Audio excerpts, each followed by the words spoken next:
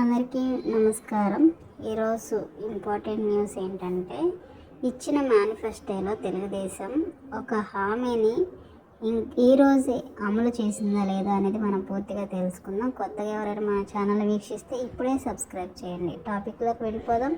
ఉచిత ఇసుక విధానం అమలు చేస్తాం. సామాన్యులకు ఇసుక అందుబాటులో ఉండే విధంగా సమగ్రమైన ఇసుక విధానం. ఇది మన మేనిఫెస్టోలో తెలుగుదేశం మేనిఫెస్టోలో ఉండడం జరిగింది. ఆ పాయింట్ని ఈరోజే మనకి అమలు చేస్తున్నట్లుగా మనకి ఆల్రెడీ ఉత్తర్వులు జారీ అయ్యాయి. సో చాలామందికి ఇంకా అర్థం కావట్లేదు, ఆంధ్రప్రదేశ్ అభివృద్ధి జరుగుతుందా లేదా అనడానికి వచ్చిన కొన్ని నెల రోజుల్లోపే ఇన్ని శుభ పరిణామాలు జరుగుతున్నాయి. అలాగే దేశ అభివృద్ధి పదం వైపు అడుగులు వేస్తుంది ఆంధ్రప్రదేశ్.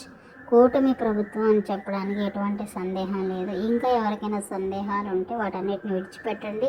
ఒక్కొక్కటిగా ప్రతిదీ కూడా Chandrababu Naidu garu and deputy CM Pawan Kalyan garu సామాజిక సేవే వారి ధ్యేయంగా మనకి పరిపాలన అందిస్తున్నారు. Thank you.